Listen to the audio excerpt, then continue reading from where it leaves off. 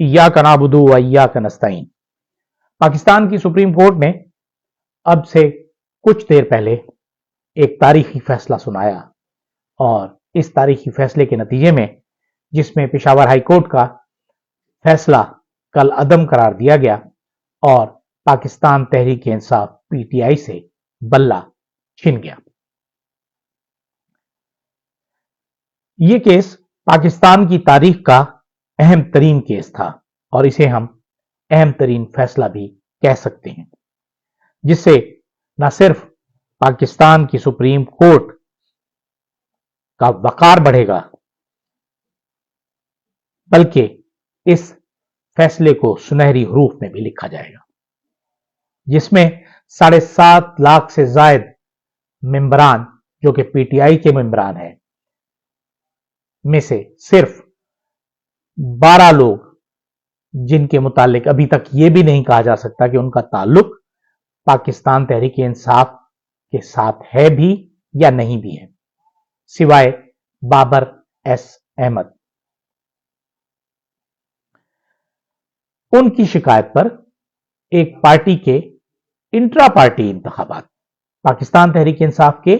Intra party انتخابات کو کل عدم قرار دے دیا گیا اور انہیں منصفانہ اور غیر شفاف قرار دیا گیا، جس میں یہ بھی کہا گیا کہ کوئی پارٹی جو اپنے ممبران کو جمہوری حق نہیں دے سکتی، وہ کس طرح اس حیثیت کو برقرار رکھ سکتی ہے کہ وہ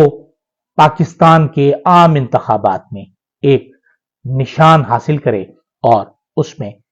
الیکشن میں حصہ لے۔ یقیناً یہ ایک فیصلہ جس میں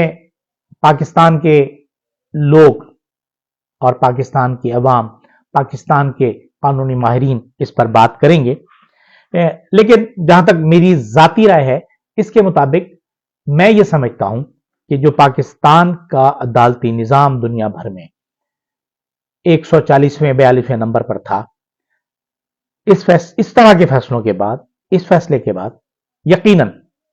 200 نمبر تک ضرور پہنچ جائے گا اور ڈبل سینچری کر لے گا۔ جہاں تک الیکشن کمیشن کا تعلق ہے، اس نے یہ اعتراض اٹھایا تھا کہ انٹرا پارٹی انتخابات جو پی ٹی آئی کے نے کروانے تھے وہ درست نہیں تھے۔ پی ٹی آئی کے وکلاء نے اپنے دلائل دیے، الیکشن کمیشن نے اپنے دلائل دیے، پی ٹی آئی کے وکلاء ہار گئے، الیکشن کمیشن جیت گیا، بابر ایس احمد بھی جیت گئے، عدلیہ ہار کر بھی جیت گئی۔ اب اس کی یہ جیت پاکستان کی عدالتی تاریخ میں اس فیصلے کو کس طرح یاد رکھے گی، ہمارے چیف جسٹس صاحب کے اس فیصلے کو کس طرح یاد رکھے گی،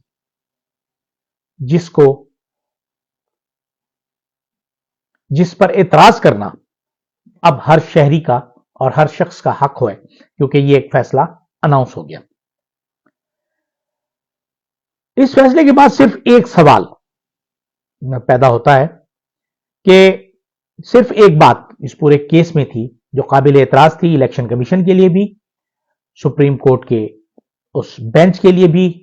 خصوصاً قاضی فائز عیسیٰ صاحب کے لیے بھی، جو ان کے گفتگو کے دوران، کیس کے دوران جو ان کی گفتگو تھی، اس سے اندازہ ہوا کہ صرف ایک اعتراض ہے، قابل اعتراض، کہ الیکشن کمیشنر جس نے ایک پارٹی پر ایک انتخاب پر اتنا وبال کھڑا کیا کہ اسے اس قابل ہی نہیں سمجھا پاکستان کی تاریخ کی مقبول ترین جماعت کو کہ وہ الیکشن میں اپنے امیدواران کے لیے ایک انتخابی نشان حاصل کر سکے۔ یقیناً یہ ایک عظیم گناہ عظیم ہے جو پاکستان تحریک انصاف نے کیا تھا، اور اسی گناہ عظیم کے پاداش میں انہیں یہ سزا ملی کہ پاکستان کے کروڑوں افراد کی نمائندہ پارٹی پورے انتخابی عمل سے باہر ہو گئی۔ لیکن یہاں ایک سوال پیدا ہوتا ہے کہ کسی بھی پولیٹیکل پارٹی کا کام اپنے اندر انتخابات کرانا ضرور ہوتا ہے، لیکن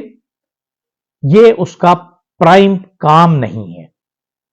اس کا پرائم کام انتخابات میں حصہ لینا ہے۔ لیکن الحمدللہ ثم الحمدللہ ہمارے ملک کا ایک ایسا ادارہ بھی ہے جسے آئینی ادارہ بھی ہم کہتے ہیں، الیکشن کمیشن آف پاکستان، جس کا بنیادی کام ہی منصفانہ، آزادانہ اور شفاف الیکشن کروانا ہے۔ اور آج تک کی تاریخ، پاکستان کی 75 سالہ تاریخ میں آج تک ایک بھی الیکشن ایسا نہیں ہوا جس پر حصہ لینے والی اس وقت کی تمام پارٹیوں نے اعتماد کا اظہار کیا ہو۔ جس طرح 7.5 لاکھ سے کے ممبران کے مقابلے میں 12-14 لوگوں نے اعتراض کیا، تو کیا ایسی صورتحال میں جب ملک میں اربوں روپے، کئی 100 ارب روپے خرچ ہو جاتے ہیں ایک الیکشن پر، اور وہ ادارہ الیکشن کمیشن آف پاکستان ناکام ہو جاتا ہے الیکشن کروانے پر، منصفانہ شفاف انتخابات کروانے پر، تو کیا اسے بھی اس ملک میں کام کرنے کی اجازت ہونی چاہیے؟ یہ ہے میرا سوال جو میں اپنی محترم عدلیہ، اپنی سپریم کورٹ اور اپنے چیف جسٹس سے پوچھنا چاہتا ہوں کہ کیا پاکستان میں الیکشن کمیشن کو بھی اسی طرح کام کرتے رہنا چاہیے؟